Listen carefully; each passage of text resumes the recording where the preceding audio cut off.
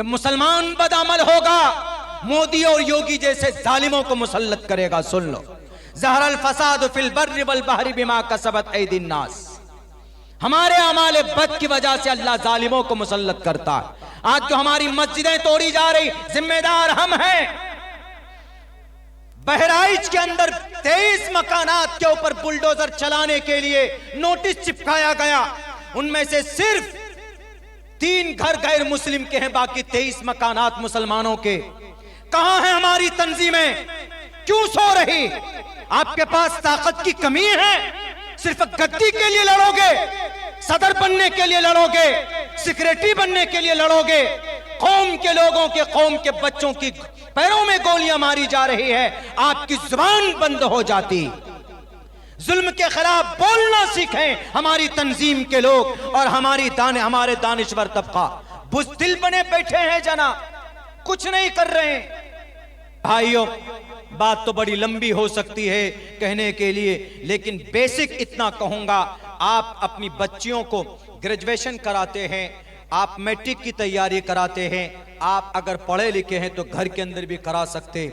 लेकिन अगर ऐसा निज़ाम नहीं तो ऐसे इदारों को चुनिए कि जहां पर बच्चियां पर्दे में रहकर तालीम हासिल कर सके। हमें यकीनन हाफिज आलिम के साथ, हाफिजा आलिमा के साथ हमें बेहतरीन नर्स की भी जरूरत है, बेहतरीन लेडीज डॉक्टर की भी जरूरत है कि जो प्रेगनेंसी में जो उनका सीजर करा सके, ऑपरेशन कर सके।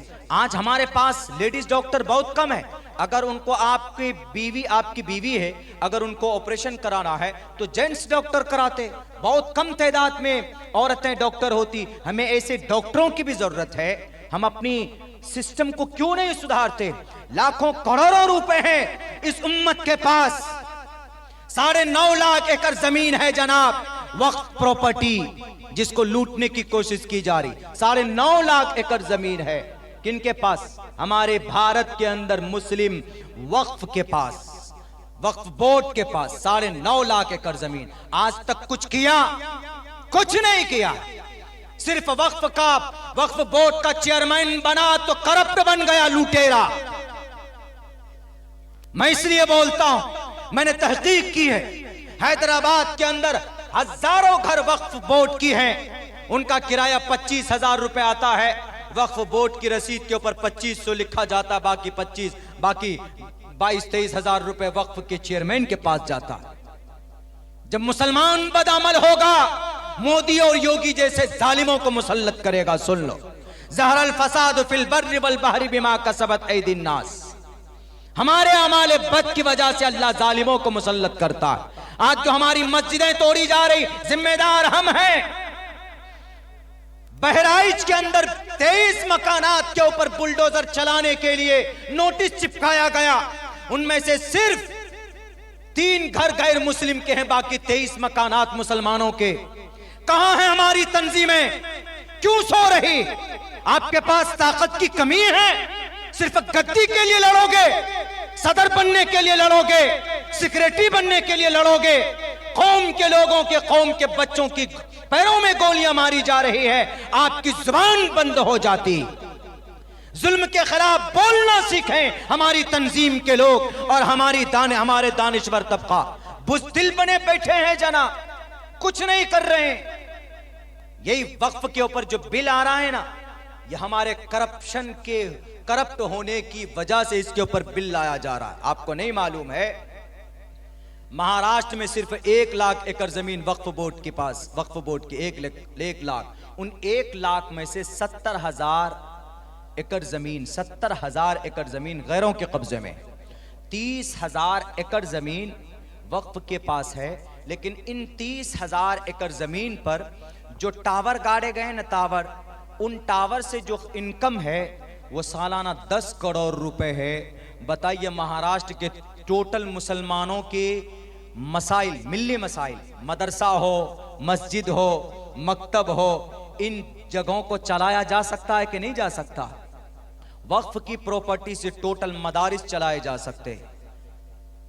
ऐसा ही था, वक्फ की ही प्रॉपर्टी से पहले जमाने में मदरसे चलते थे। वक्फ की प्रॉपर्टी से बहुत पैसे वक्फ के पास। 9.5 लाख एकड़ जमीन में से 4.5 लाख एकड़ जमीन तो वक्फ बोर्ड के पास रजिस्टर्ड है। पैसे आ रहे हैं तो पैसे आप कौन यूनिवर्सिटी क्यों नहीं बना रहे? मदरसों के हमारे उलमाए किराम को क्यों चंदा करना पड़ रहा है? हमारे इमाम को क्यों 100 रुपए 200 रुपए लोगों को जमा करना पड़ रहा है? पैसे कहां जा रहे हैं? सब खा खा के बैठ गए, कोई हिसाब नहीं, कोई किताब नहीं। इसीलिए अल्लाह तबारक व तआला ने कहा कि बहुत हो गया, बहुत लूटा है, आ जाओ जी अब हरकत में। अब कोशिश करो, ईमेल पे स्कैन करते रहो, लेकिन जब जालिम की बिगड़ती है नीयत तो कोई काम, कोई स्कैनर पिस्कैनर काम नहीं आएगा। देख लीजिएगा, इस बिल को रोकना बहुत आसान है, दाएं बाएं हाथ का खेल। लोकसभा में मौजूदा सरकार की अक्सरियत है, राज्यसभा में तो उन पार्टियों की अक्सरियत है जिनको हम वोट डालते। 142 मेंबर है, किनको? अपोजिशन के। और राज्यसभा में जो मौजूदा सरकार है, जो पार्लियामेंट में ज्यादा है, लेकिन राज्यसभा में 102 ही है। वो रोक सकता है कि नहीं रोक सकता? ये लोग जिनको हम वोट करते हैं, शहादत देते हैं, लेकिन नहीं, एक ही थैली की चट्टे बट्टे हैं। ये चाहे तो रोका जा सकता, हमें स्कैन करने की जरूरत भी ना हो। सिर्फ इन लीडरों से जाकर ये कहें कि हमने आपको शहादत दी, हमने आपको गवाही दी। गांधी जी साहब, बिहार के अंदर तेजस्वी साहब, नीतीश कुमार जी, और उत्तर प्रदेश में समाजवादी अखिलेश साहब, उद्धव ठाकरे साहब, हमने आपको समर्थन किया है ना। टोपी दाढ़ी वाले यानी उम्मती मुस्लिमा माइनॉरिटीज के लोग तो आपको समर्थन करते हैं ना। आप राज्यसभा में तो बिल को रोक सकते हो क्योंकि आपकी अक्सरियत है, लेकिन नहीं रोका जाता। क्यों? वो भी चाहते, बने कानून, चाहते तो रुक सकता था, रोका जा सकता था। मैं खैर उधर जाऊंगा तो लंबी बात होगी। तो मेरे भाइयों, चूंकि मसला यहां है कि हमारे पास वसाइल नहीं है पढ़ाने के लिए, मजबूरन हमको गैरों के यूनिवर्सिटी में जाना पड़ता है, मजबूरन जाके बुर्का उतारना पड़ता हमारी बच्चियों को। हमारे पास नहीं, क्योंकि हमारे पूर्वज ने, हमारे लोगों ने आज के वक्त में जो वसाइल हैं उसका सही उपयोग नहीं किया है। इसीलिए अल्लाह इन सब से पूछेगा कि भाई क्या किए पैसों का, कहां पर बर्बाद किए। तीसरे नंबर पर पूरी दुनिया में सबसे ज्यादा प्रॉपर्टी किसी वक्फ के पास है, किसी बोर्ड के पास है, तो मुस्लिम वक्फ बोर्ड के पास। पूरी दुनिया में 30 वक्फ बोर्ड से हैं भारत के अंदर, किसी में छानबीन नहीं की गई, किसी पर कानून नहीं आया। सिर्फ मुस्लिम वक्फ बोर्ड के ऊपर क्यों कानून आया? समझते? क्योंकि सबसे ज्यादा करप्शन इसी वक्फ बोर्ड के अंदर है, सबसे ज्यादा घोटाला। वक्फ बोर्ड का चेयरमैन बैठकर सिर्फ निगरानी कर सकता, उसको बेच नहीं सकता। 1990 से लेकर सन 2002 तक महाराष्ट्र में वक्फ की 11,000 करोड़ रुपए की वक्फ की जमीनें बेची गई है। ऐसे नहीं आए जालिम लोग। तालीम पर कोई मेहनत नहीं, वही मौलाना अब्दुल्ला मेहनत करेगा तो एक स्कूल चला सकता है अपनी मेहनत से। मुफ्ती अबूजर साहब मेहनत करेंगे, चंदा करेंगे तो कुछ बच्चों को एक छोटा सा इदारा चला सकते हैं बस। अल्लाह के नबी के जमाने में, खुलफा राशिदीन के जमाने में, ताबईन के जमाने में, तबे ताबईन के जमाने में चंदा नहीं होता था। सैकड़ों मदरसे चलते थे वक्फ की प्रॉपर्टी से। मुल्क शाम के दमिश्क के अंदर हनफी मसलक के कम से कम 65 मदरसे चलते थे वक्फ की प्रॉपर्टी से। वहां के दमिश्क के लोगों की वक्फ के जितने भी प्रॉपर्टी थे। शाफिल मसलक के 55 मदरसे चलते थे, हम्बली के 11 मदरसे चलते थे, मालकी के 15 मदरसे चलते थे, और दिगर मकतबे फिक्र के लोगों के मदरसे चलते थे। पैसों के लिए चंदा नहीं करना पड़ता था जैसे आज चंदा करना पड़ रहा है। खुदा की कसम, कौम के जिम्मेदार लोग, इनकी सबसे पहले गर्दन पकड़ी जाएगी। हम सब अगर एक गांव वाला चाह ले कि भाई हम अपने एक ऐसा स्कूल बनाएंगे, एक ऐसा तालीमी निजाम बनाएंगे जिसमें एक तरफ कुरान और हदीस की भी तालीम हो और वहीं पर अपने बच्चों को मैट्रिक की भी तालीम हम कराएं। मेरे स्कूल में है निजाम, जाइए आप। हमने हाफिज प्लस ग्रेजुएशन, हाफिज प्लस मैट्रिक, यानी 8 साल के अंदर बच्चा नर्सरी में आएगा तो मैट्रिक जब इधर से मैट्रिक करेगा 8 साल में, और वही बच्चा नूरानी कायदा से शुरू करेगा तो मैट्रिक होते होते वो हाफिज कुरान बन करके जाएगा। ऐसा निजाम बनाया जा सकता है, बनाए आए लोग सामने तब ना, ज्यादा नहीं। अगर इलाके के अंदर, गांव के अंदर 10,000 घर है, आबादी है, 100 रुपए महीने के निकालेंगे तो कई लाख रुपए की आमदनी हो सकती। पूरे भारत के अंदर अगर 10 करोड़ मुसलमान हर दिन 1 रुपए जमा कर ले तो सालाना 3,500 करोड़ रुपए जमा हो सकता। क्या पूरे भारत में मुसलमान 10,000 नहीं है, 10 करोड़ नहीं है? 1 रुपए कौन सी बड़ी दौलत है? देने के लिए कौम तैयार है, लेकिन लेने वालों को भी एक प्लेटफॉर्म पर आकर खड़ा होना होगा।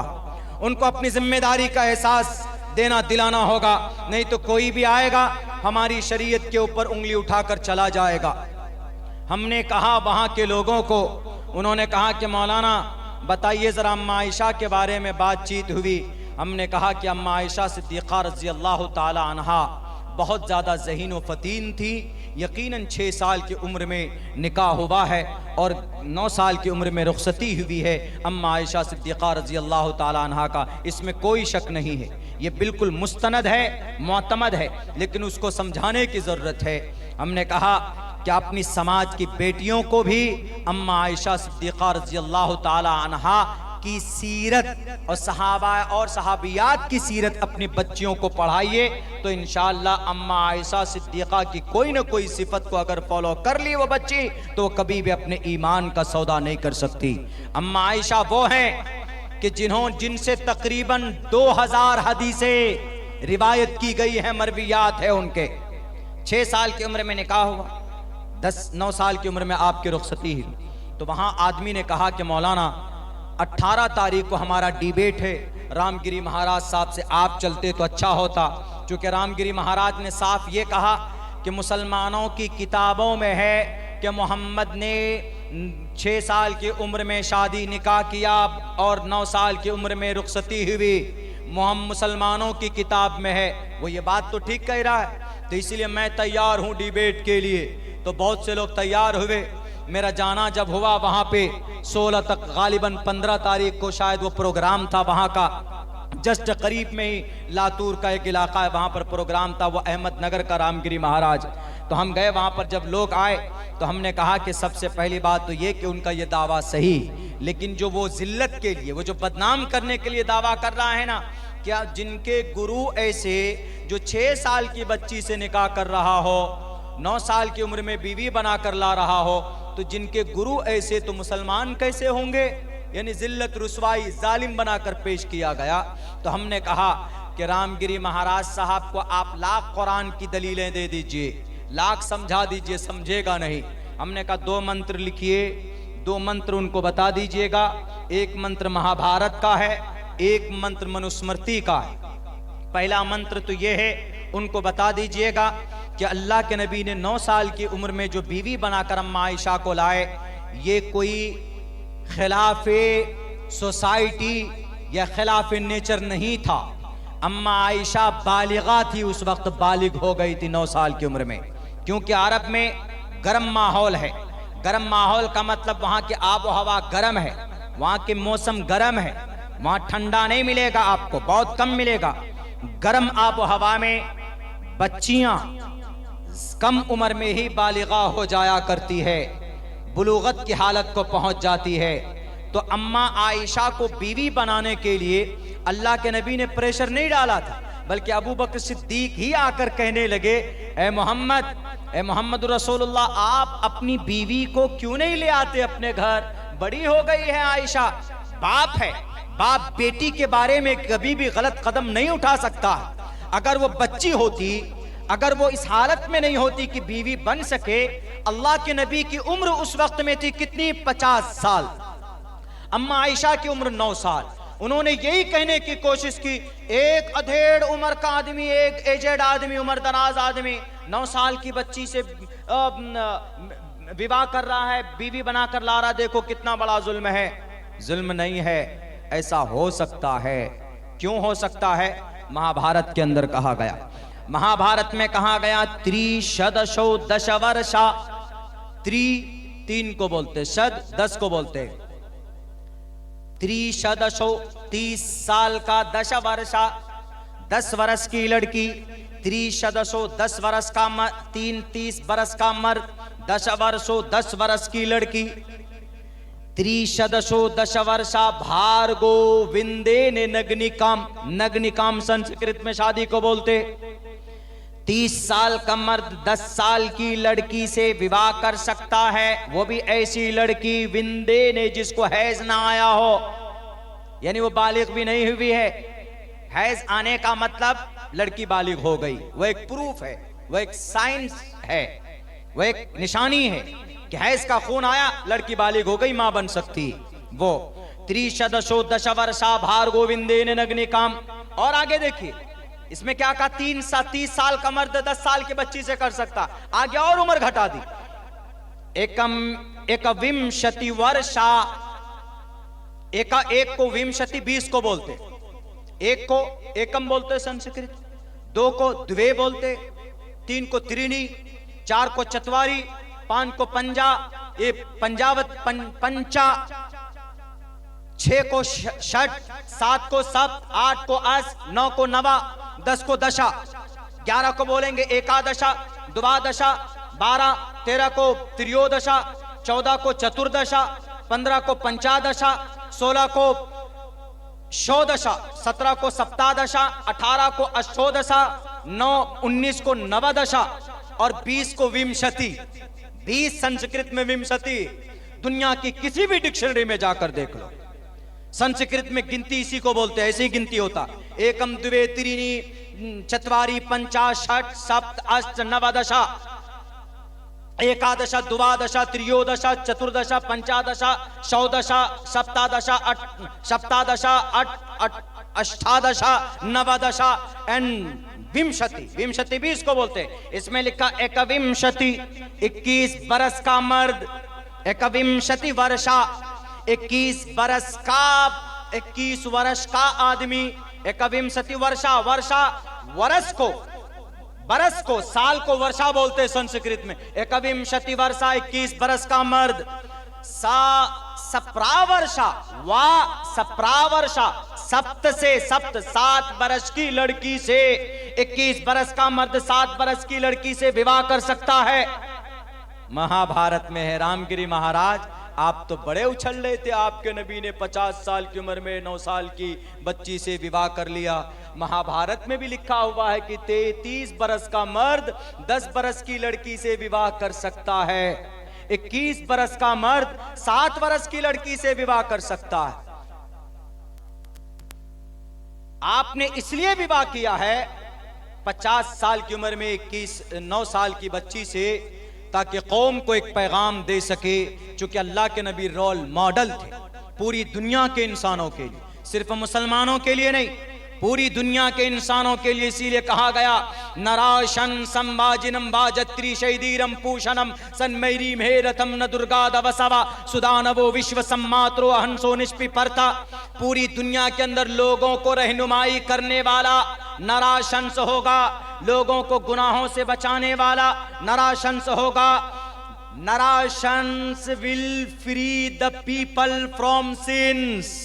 नराशंस संस्कृत है, ऋग्वेद का मंत्र है। नर आशंस मोहम्मद का संस्कृत में तर्जमा है, जो मतलब अरबी में मोहम्मद का होता है वही मतलब संस्कृत में नराशंस का भी होता है। बाइबल के अंदर लिखा हुआ है कि फारकुलीत free the people, all people from the sins. गुनाहों से लोगों को बचाएगा मोहम्मद, और मोहम्मद रोल मॉडल थे। आप अलैहिस्सलाम ने इसलिए शादी की 50 साल की उम्र में एक 9 साल की लड़की से, कुमारी लड़की से, ताकि समाज को एक पैगाम दे सके। ए समाज के लोगों, अगर तुमको कभी जरूरत पड़ जाए, अगर समाज में किसी लड़की को या लड़के को, अगर कोई लड़की है 9 साल की उम्र की है यानी बालिग है, हमारे भारत के अंदर 12 साल की उम्र में शरीयत में उम्र रखी गई है कि हमारे इस एरिया के अंदर शरीयत इस्लाम में 12 साल की उम्र में बालिगा हो जाती है बच्चियां। यानी अगर कोई 50 साल का मर्द अगर बालिगा बच्ची से शादी करना चाहे तो इस्लाम में ममानियत नहीं है। अलबत्ता वो अलग बात है कि भारत के संविधान के अंदर उसका प्रावधान नहीं। भारत के संविधान में 18 साल की उम्र की लड़की कम से कम हो और 21 साल का कम से कम लड़का हो, शादी कर सकता। लेकिन अब तो जनाब इसके ऊपर ऐसा कानून आ गया, इर्तिदाद से भी ज्यादा खतरनाक। मुर्तद में तो चलिए इतना है कि समाज के सामने शादी कर ली, अल्लाह की नजर में तो काबिल जुर्म वो भी है, समाज के अंदर उससे भी गलत पैगाम जाता है। लेकिन जो सेक्युलर माइंड के लोग होते वो इतना कह के बच सकते, अरे शादी तो कर ली ना, कोर्ट मैरिज कर ली ना, हो गया ना।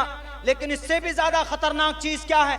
इससे ज्यादा खतरनाक चीज ये है कि 21 बरस का लड़का 18 बरस की लड़की बिना निकाह किए हुए एक फॉर्म भरकर जो रिलेशनशिप में रहते हैं जिसमें निकाह भी नहीं होता, वो और ज्यादा खतरनाक है। यूसीसी में यूनिफॉर्म सिविल कोड में एक कानून ये भी निकाला, आपके बिहार में नहीं है, हमारे बिहार में नहीं है, लेकिन उत्तराखंड में लागू कर दिया पुष्कर धामी ने। लेकिन पूरे बिहार के अंदर में सेंट्रल गवर्नमेंट इसको लाना चाहती। क्या?